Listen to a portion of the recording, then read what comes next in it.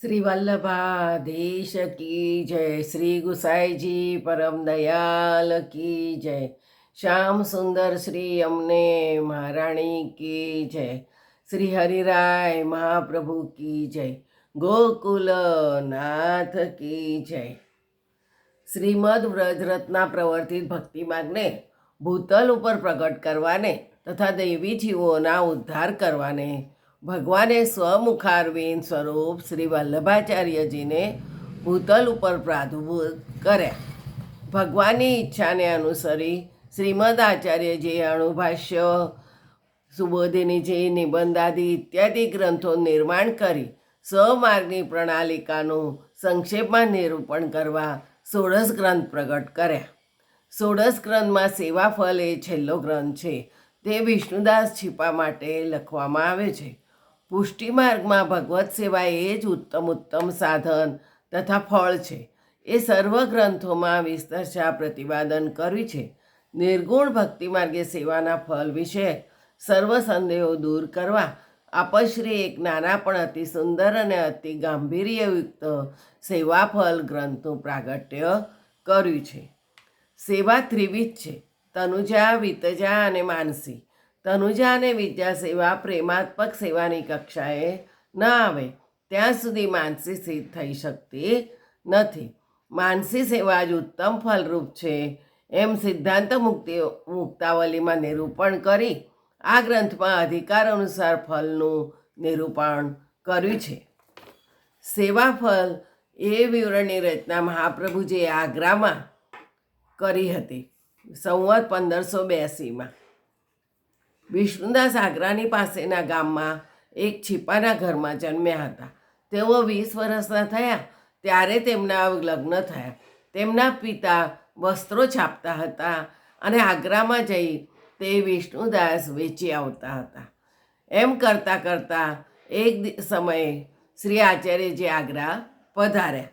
ત્યારે વિષ્ણુદાસ સુંદર છીટોના તાકા લઈ ત્યાં આગ્રા વેચવા આવેલા. તે વખતે આચાર્યજીએ કૃષ્ણદાસ મેઘનને કહ્યું કે આ છીપાની પાસે સારી છીટ છે, તે તું લઈ આવ અને જે કિંમત માગે તે તેને આપજે. ત્યારે કૃષ્ણદાસે વિષ્ણુદાસને કહ્યું, આ છીટના બધા તાકા અમને આપ, તેની જે કિંમત થાય તે તું લે. એટલે વિષ્ણુદાસે તેની 4 ગણી કિંમત કરી. એટલે કૃષ્ણદાસે બધા રૂપિયા ગણી આપ્યા અને કહ્યું કે બીજા સારા તાકા હોય તો લાવજે. તે સાંભળી વિષ્ણુદાસ આશ્ચર્યમાં પડી ગયા કે આ તો કોઈ મહાપુરુષ લાગે છે, જેણે કાપડની કિંમત પણ ન પૂછી અને બધા તાકા લઈ લીધા. કશી પણ રકઝક કર્યા વિના પૈસા પણ આપી દીધા. આમને છીટના તાકા આપવા તે યોગ્ય નથી. જો તેમના પૈસા મારા ઘરમાં આવશે તો મારું ઘર વૈરાગી બની જશે. ત્યારે વિષ્ણુદાસ કૃષ્ણદાસને કહ્યું, તમે આ બધા પૈસા લઈ લો અને મારા છીટના તાકા મને પાછા આપી દો. ત્યારે કૃષ્ણદાસે કહ્યું કે તું તો મૂરખ માણસ લાગે છે. કિંમત જે કહી તે અમે તને આપી છે. હવે તો છીટના તાકા તને કોઈ સંજોગોમાં પાછા મળે એમ નથી. કિંમત ઓછી પડતી હોય તો બીજા રૂપિયા જોઈએ તો આપું. 4 ગણી કિંમત તો લઈ લીધી છે. ત્યારે વિષ્ણુદાસે કહ્યું, તમે તો મહાપુરુષ છો, તેથી તમારું દ્રવ્ય જો મારા ઘરમાં આવે તો મારું ઘર વૈરાગી બની જશે. એટલે મારી ઈચ્છા તમને તાકા વેચવાની નથી. પણ જો છીટના તાકા પાછા ન આપો હોય તો પણ તમારા રૂપિયા તો તમે પાછા લઈ લો અને છીટના તાકા પણ તમારી પાસે જ રાખો, કારણ કે તમારા રૂપિયા મને પચે નહીં. ત્યારે કૃષ્ણદાસ મેઘન બોલ્યા, તારી છીટના કાપડના વખાણ કરીને આચાર્ય જે તે તાકા લેવાની આજ્ઞા કરી તે ખરીદી લો. તેથી તું કોટી ઉપાય કરે તો પણ કાપડના તાકા તો તને પાછા નહીં આપીએ.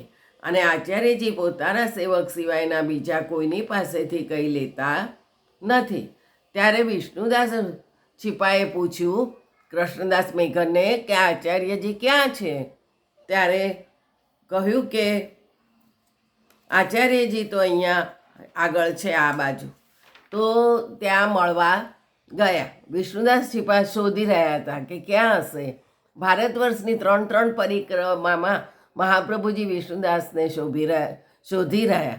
ત્યારે તો વિષ્ણુદાસ પણ પૂછી શક્યા કે આચાર્યજી ક્યાં છે.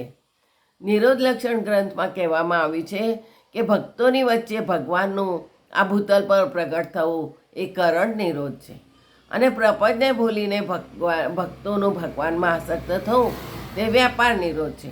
આ પ્રપંચ વિસ્મૃતિપૂર્વક ભગવત આસક્તિના વ્યાપાર દ્વારા ભક્તના દેહ, ઇન્દ્રિય, અંતઃકરણ, પ્રાણ, આત્મા એ બધાથી ભક્તને સર્વત્ર સર્વદા ભગવાનના સ્વરૂપ અથવા લીલાનો નિરંતર અનુભવ થવો એટલે કે માનસી સેવા ફલ નિરોધ છે. એ પ્રમાણે વિષ્ણુદાસની સીટ પર મહાપ્રભુજીને ખુશ થવું એ કરણ નિરોધ હતો, અને વિષ્ણુદાસનું આચાર્યજી ક્યાં છે પૂછવું એ વ્યાપાર નિરોધ હતો, અને સેવા વિના જ વિષ્ણુદાસને સેવા ફલનું મહાપ્રભુજીએ કરેલું દાન એ ફલ નિરોધ છે.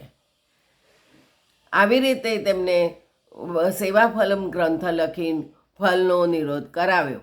આચાર્યજીએ યમુનાજીને તીરે પધારી વિષ્ણુદાસને સ્નાન કરાવી, નામ નિવેદન કરાવ્યું, નામ સંભળાવ્યું, બ્રહ્મસમન કરાવ્યું, અને વિષ્ણુદાસે વિનંતી કરી, મહારાજ, હું તો મૂરખ છું, તમે મારી પર કંઈ કૃપા કરો જેથી હું તમારા ગ્રંથોનું પઠન કરું અને મને કંઈ સમજ પડે.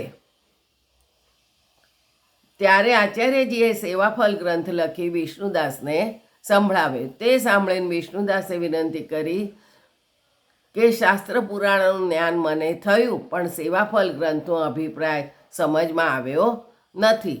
ત્યારે આચાર્યજી કહ્યું, સેવાફલ ગ્રંથ બહુ કઠિન છે, સારું થયું કે તે મને પૂછ્યું.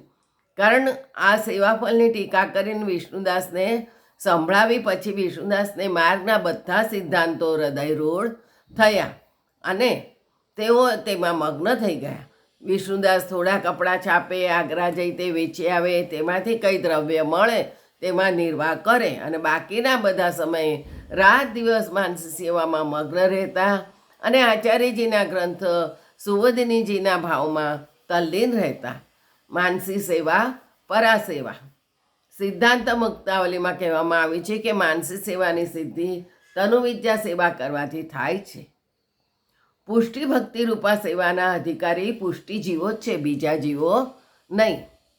આ વાત પુષ્ટિમાં પ્રવાહ મર્યાદા ગ્રંથમાં બતાવવામાં આવી છે, અને સિદ્ધાંત રહસ્ય ગ્રંથમાં પુષ્ટિજીવોને પુષ્ટિ ભક્તિ રૂપ સેવામાં દીક્ષિત કરવા માટે આત્મસમર્પણનો પ્રકાર સમજાવે છે.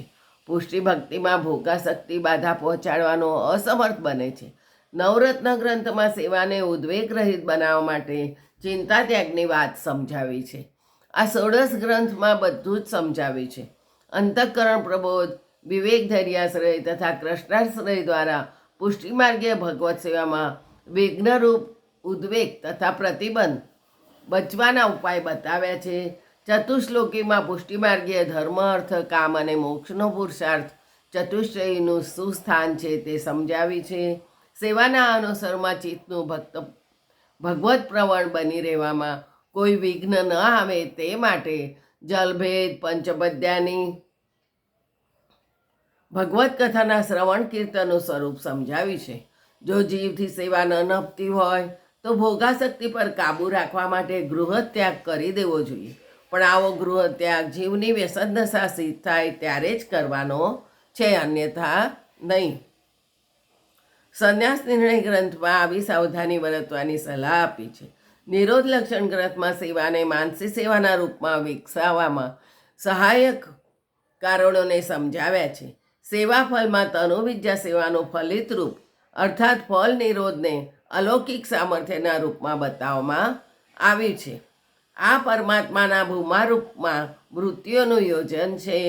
આનો ભાવ એવો છે કે પરમાત્માના ભૂમા રૂપમાં બધી વૃત્તિઓ જીવે યોજવી તેને સર્વાત્મ ભાવ પણ કહે છે. આ 16 ગ્રંથના પુષ્ટિજીવોની સૃષ્ટિ ભગવત સ્વરૂપની સેવા માટે જ રચી છે.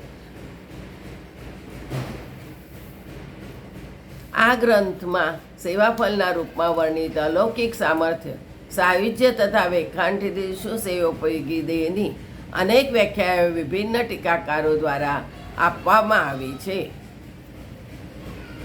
આ ત્રણેય ફલ પુષ્ટિ સૃષ્ટિના 3 અવાંતર વર્ગ પુષ્ટિ, મર્યાદા પુષ્ટિ અને પ્રવાહી પુષ્ટિની 3 પ્રકારની કક્ષાના જીવોનું ફળ છે. તનુનવ સ્વરૂપ અલૌકિક સામર્થ્ય ભગવતીની ફલાત્મિકા અનુભૂતિ છે. અલૌકિક સામર્થ્ય પુષ્ટિ ભક્તિનું ફળ છે. અલૌકિક સામર્થ્ય સાયુજ્ય અને સેવાપયોગી દેહ ક્રમશઃ ઉત્તમ મધ્યમ અને સાધારણ કોટીના ફળ છે. સંયાગાનુભૂતિરૂપ સાયુજ્ય પરમ ફળ છે. વિયોગાનુભૂતિરૂપ અલૌકિક સામર્થ્ય તથા સેવા ઉપયોગી દેહ અધિકાર સિદ્ધિરૂપ અવાંતર ફલ છે. અલૌકિક સામર્થ્ય અને સાયુજ્ય પુષ્ટિ ભક્તિના ફળ છે. સેવાપયોગી દેહ મર્યાદા ભક્તિનું ફળ છે. અલૌકિક સામર્થ્ય અતિ અંતરંગ સેવાનું ફળ છે. અંતરંગ સેવાના વિવિધ સાયુજ્યરૂપ ફળ હોય છે. સર્વેન્દ્રિયોની ભગવત પરતા અલૌકિક સામર્થ્ય છે. દેહનાશક વિગાઢ ભાવથી અન્ય સ્ફૂર્તિ રહી સર્વે આંતરસંયોગ સાયુજ્ય છે. માનસી સેવાની સિદ્ધિ થયા પછી વૈકુંઠાથી ભગવત ધામોમાં જેવો દેહ હોય છે તેવો સેવાપયોગી દેહની સિદ્ધિ એ એનું તૃતીય ફળ છે. બીજું આવતીકાલે જોઈશું.